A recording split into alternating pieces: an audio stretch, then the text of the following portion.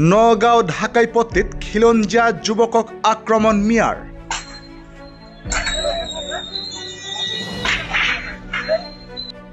হেলমেটেৰে আক্ৰমণ তন্দীপ কাকতি নামৰ খিলঞ্জীয়া যুৱকজনক।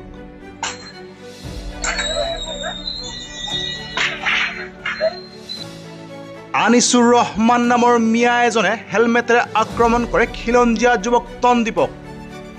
বাইকৰ হৰ্ণ বজোৱাৰ বাবেই গুৰুলা গুৰুলকৈ প্ৰহাৰ কৰা বুলি অভিযোগ উত্থাপন হৈছে নগাঁও ঢাকাইপট্টিৰ মিয়া যুৱক এজনৰ বিৰুদ্ধে।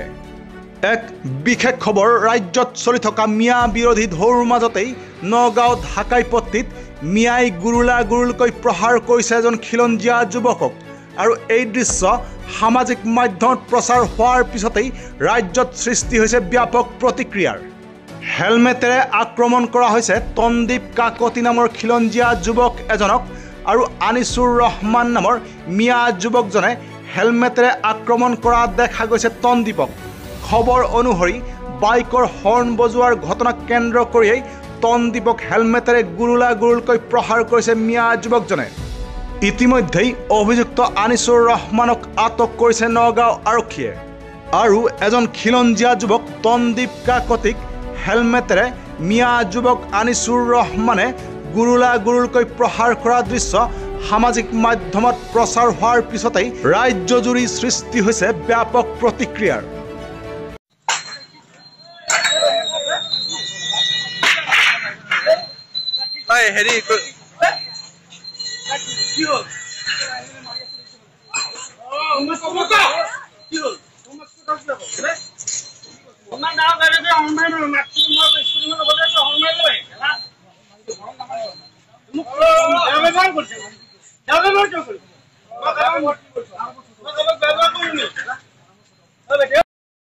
যোৱাকালি আজি মোৰ বাৰ্থডে আছিলে, যিহেতু যোৱাকালি সেইকাৰণে মই ৰাতি বৰবজাৰ গৈছিলোঁ আৰু বজাৰ কৰি পেলাই যেতিয়া মোৰ ঘৰ হবগাঁৱত হয়, হবগাঁৱৰ ফালে আহি আছিলোঁ 8:20 মান বাজে। তেনেকুৱাতে ৰিগেল আৰ্কেড চাৰিআলিটোৰ ওচৰত আপোনাৰ আনিছ ৰহমান বুলি নামটো মই পিছত গম পাইছোঁ, মাজ ৰাস্তাত ৰখি পেলাই মোবাইলটো ইউজ কৰি আছে। এই যে মোবাইলটো যেতিয়া ইউজ কৰি আছে তেতিয়া মই পিছফালৰ পৰা হৰ্ণ দিছোঁ মোক ছাইডৰ কাৰণে, তো তেখেতে ছাইড দিয়া নাই, মোলৈ জাষ্ট ঘূৰি পেলাই চাইছে। তাৰপিছত ছেকেণ্ড হৰ্ণটো যেতিয়া মই মাৰিছোঁ তেতিয়া সি মোক বেয়া গালি এটা ডাইৰেক্ট কৈছে যে ইমান উৎপাত কিহৰটো। মই কৈছোঁ দাদা আপুনি মোবাইলটো ছাইডত হৈ পেলাই ইউজ কৰক, কৈছোঁ বোলে ইমান ডাঙৰ ৰাস্তা তই দেখা পোৱা নাই নেকি বুলি কৈ পেলাই মোৰ মাৰ নামত লগে লগে গালি দিলে। বোলো দাদা আপুনি ইমান গৰম কিয় হৈ আছে, আপুনি ছাইড কৰি পেলাই মোবাইলটো ইউজ কৰক, এনেকৈ পেলাই মোক ডাইৰেক্ট কৈছে। তাৰপিছতে মই লাহে লাহে যিহেতু গৈ আছোঁ, সি মোক আগভেটা ধৰি আহি পেলাই এই ৰাজলক্ষ্মী আৰু চৈতন্য ভাণ্ডাৰ ঠিক অপজিট ছাইডত মোক আহি পেলাই বাইকখন আগে দি স্কুটিখন মানে লগাই দি মোৰ বাইকখন পেলাই দিয়ে মানে সেইখিনি ফুটেজত অহা নাই দিয়ে, সেইখিনি প্ৰথমৰ অৱস্থাৰ কথা কৈ আছোঁ। তেতিয়া মই বাইকখন উঠা মানে সি মোক ইয়াত এটা পাঞ্চ মাৰিছে, ফুলি আছে যিহেতু এইখিনি জেগা। তাৰপিছতে মোৰ হেলমেটটো যে খুলি যায় সি মোক নন ষ্টপ মাৰি আছে, মই বাইকখনো উঠাব পৰা নাই। পিছত মই যেনে তেনে বাইকখন উঠাওঁ মানে সি মোক নন ষ্টপ হিট কৰি আছে। মানে মই এইটোৱে বিচাৰোঁ যে তাত উচিততকৈ মানে ডাঙৰতকৈ যিমান ডাঙৰ মানে হেৰি আছে শাস্তি আছে তাক পাব লাগে। নাই নাপাওঁ, মই শুনিবলৈ পাইছোঁ তাৰ ৰিগেল মাৰ্কেটৰ তলত ফুটপাথত দোকান দিয়ে বোলে, দোকান দি পেলাই চলে। তাৰপিছতে সদৰ থানা পুলিচে তেখেতক মানে এৰেষ্ট কৰা হ'ল আৰু ঘৈণীয়েকে মানে মোক ৰাতিয়ে কৈছে যে আপুনি দাদা কম্প্ৰমাইজটো কৰি দিয়ক, আপোনাৰতো মাথা চাথা ফালি যোৱা নাই, এনেকুৱা ধৰণৰ কথা কৈছে। মই কৈছোঁ তাৰমানে কি আপুনি এতিয়া মোৰ মাথাটো ফালি আহিব লাগিছিল বা মোৰ মৰি যাব লাগিছিল, তেতিয়াহ'লে ধৰক কেছটো ডাঙৰ হ'ল হয়।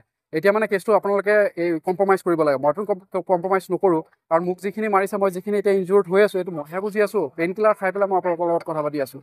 ডাক্তৰ ৰিপৰ্ট মানে মই এতিয়া আহিছোঁ চিটি স্কেন কৰিবলৈ, ৰিপৰ্টটো 3:30 বজাত আহিব, তেতিয়া গম পাম যে ভিতৰত কিবা তেজ মৰিছে নে কি। তাৰপিছতে আপোনাৰ আজি ৰাতিপুৱা সময়ত তেখেতৰ মাক আৰু ৱাইফ বাচ্ছাটোক লৈ পেলাই মোৰ ঘৰত গৈ ওলাইছেগৈ যে মাপ চাপ খুজিছে যে ভুল হৈছে। এতিয়া মানে যে আইনৰ যে ঘৰ ক'ত, মোৰ ঘৰ আক্ৰমণকাৰী ঘৰ মই জানিব পৰা মতে আমিনপট্টি, বৰবজাৰ আমিনপট্টি। আনিছ ৰহমান, মোৰ নাম তন্দীপ কাকতি। বহুত ধুনীয়া, কালি লগে লগে তেখেতক একশ্যন লৈছে আৰু একশ্যন মোক কৈছে যে উচিত শাস্তি দিয়া হ'ব বুলি, সেইকাৰণে মই প্ৰশংসনীয় মানে মই কৃতজ্ঞতা কৰিছোঁ। আৰু ৰাতিপুৱা সময়ত তেখেতৰ মাক আৰু ৱাইফ গৈছে, গৈ পেলাই মোক কৈ আছে কম্প্ৰমাইজ কৰিব লাগে, মাফ খুজিব লাগে। তাৰ মানে এতিয়া ভয়টো হৈছে মোকতো অসমীয়া জাত বুলিও গালি দিছে, মোৰ মাৰ নামততো গালি দিছে, মোৰ অসমীয়া জাত বুলি কৈছে, কেইটা কাছ লৈ আহা বুলি মোক ডাইৰেক্ট কৈছে। এতিয়া সি গম পাইছে যে অসমীয়াৰ খিলঞ্জীয়া বুলি কোৱাৰ পিছত সি কি ভুলটো কৰিছে, সেইকাৰণে এতিয়া মানে মোৰ ভৰিয়া হাতে ধৰিবলৈ সাজু আছে।